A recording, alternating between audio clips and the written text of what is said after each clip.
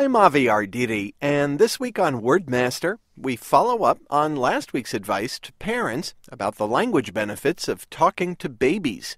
Mariah Evans at the University of Nevada, Reno, led a 20-year study which asked adults in 27 countries to estimate the number of books that were in their home while they were growing up.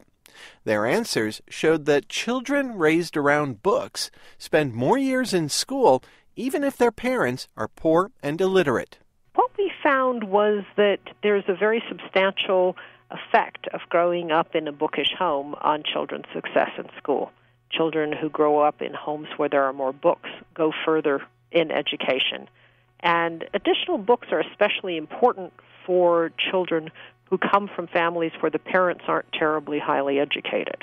When you have very highly educated parents, you still get some result of additional books in the home, but you get much more what you might call bang for your buck for parents who have little education.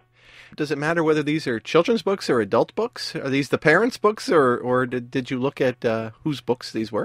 They could be anything. So what you're looking at here is really a kind of average effect of different kinds of books. We've also got some research underway. It's not been published, so it's not peer-reviewed yet, so it has to be seen as kind of a preview. But there we're seeing that the books that have the most impact are history and science. Now, getting back to the idea of books in the home and a family library, what, after looking at the results of your study, what sort of message do you come away from your study with? It helps make sense of findings that bookish people in otherwise not technologically very advanced places have gone far in education.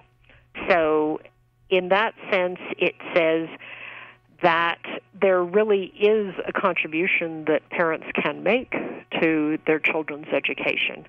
And it doesn't mean that you have to turn into somebody like me whose walls are lined with books.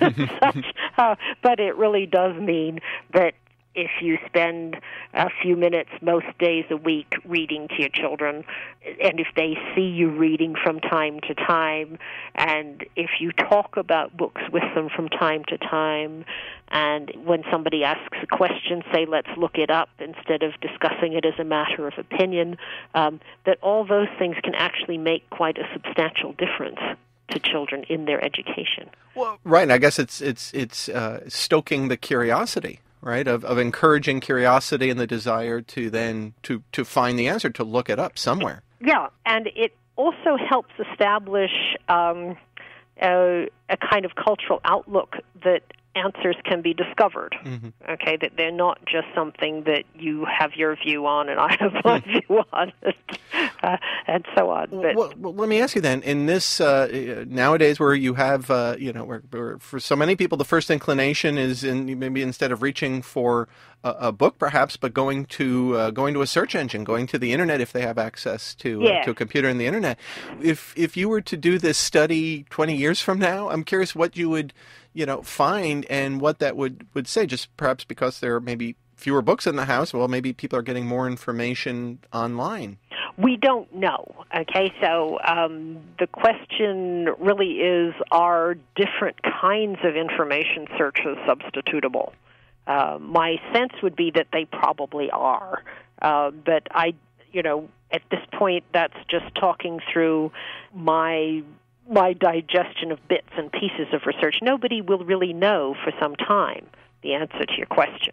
Well, and let me ask you one more question here. We're in your findings here, you say that having a 500-book library or having university-educated parents, either one propels a child 3.2 years further in education on average. Now, how many families did you find with a 500-book library? Or is that not particularly very big? There are quite a few. As you saw, the average for the U.S. is a bit over 100. But for the U.S., about 18% actually families have a library of 500 or more. Mariah Evans is an associate professor of sociology and resource economics at the University of Nevada, Reno. The study is in the journal Research in Social Stratification and Mobility. And that's Wordmaster for this week. Archives are at voanews.com/Wordmaster. I'm Avi Arditi.